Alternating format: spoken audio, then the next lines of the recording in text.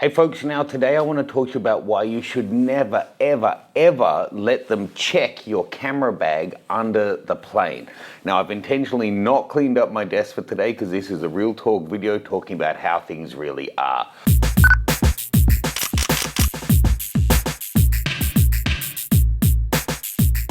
Before we jump into this, folks, jump on over to mattgranger.com, sign up to my mailing list. I often share tips and tricks there first. You'll also be first to hear about what we've got going on around the world, and I'll send you a free copy of my guide to improving your portraiture.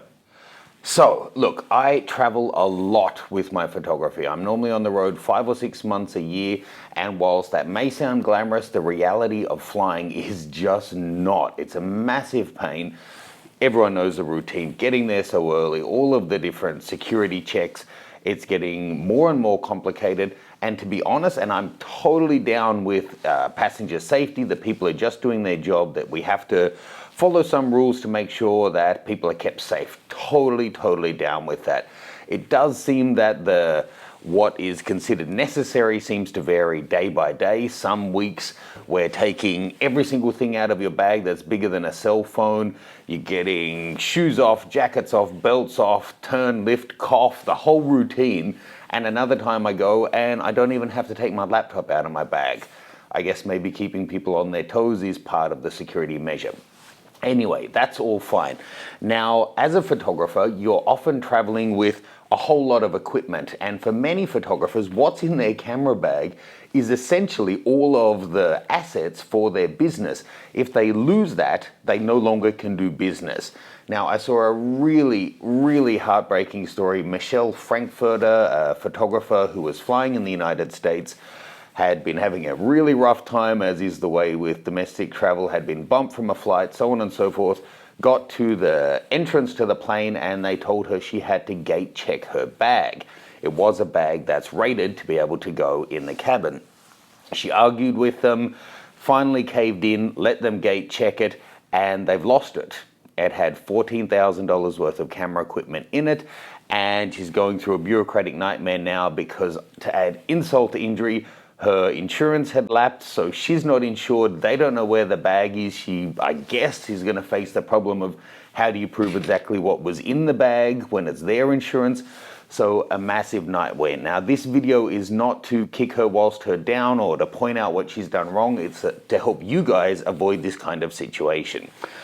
Now, this is not just a theory story. I have, more than I can count, had people challenge me and wanting to check my carry-on luggage. And again, I'm down with safety and I'm down with fairness as well. So I don't take gigantic bags. I don't take more than my fair share of space on the plane. And, you know, if it is a really heavy bag, once I'm on the plane, I'll find somewhere safe to put it. I'm not going to risk it falling out on someone. Having said that, though, I'm not in any circumstance letting them put this under the plane. There's too much value here. I've had a situation just like Michelle had. It was on a flight with South African Airlines. I was transiting Johannesburg on my way to Addis Ababa in Ethiopia. Got to the walkway and they said, you have to check that. I think the agent was having a bad day. Wouldn't even discuss it with me, just said, I know that bag, that's a heavy bag, you can't take it on. I challenged them to go get scales and whatnot. They wouldn't do it. And I said, I'm not letting you check it. I told her how much worth of value is in the bag. Are you going to take financial responsibility for it? They sent the plane without me.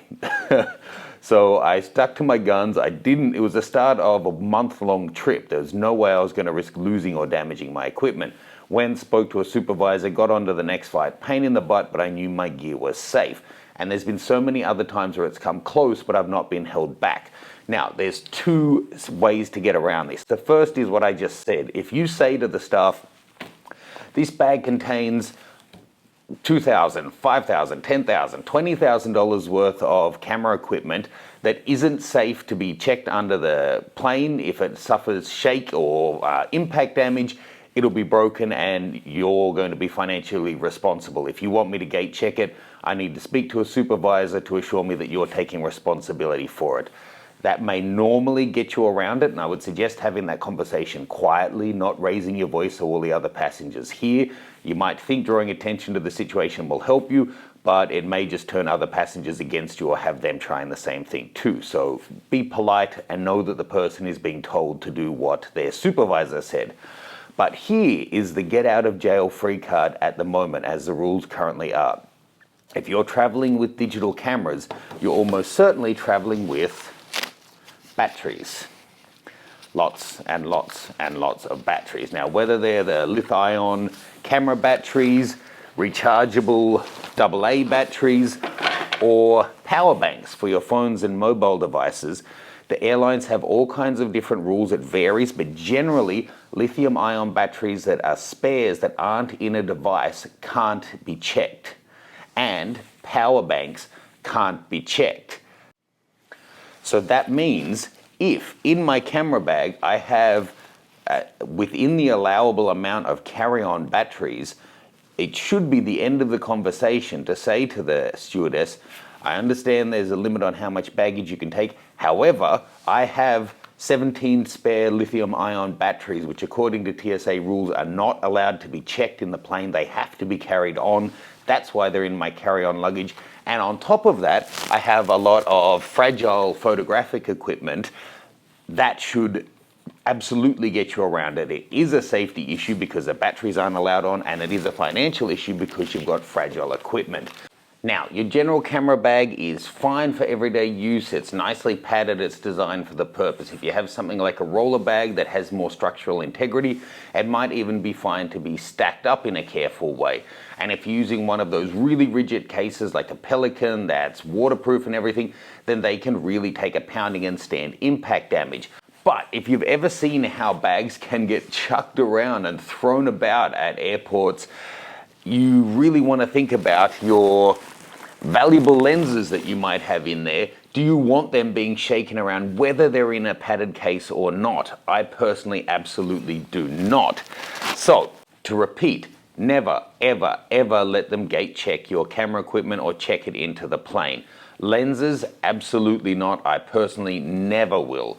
Bodies, if it really came down to the line, potentially there's less that can go wrong in my opinion. But things like tripods, flashes, all of those, then sure, check them in, just wrap them up in something so that if there is an impact damage, they survive. As I said, safety is important, so is protecting the safety of your equipment and the vitality of your business by making sure you arrive at your destination with all of it still intact.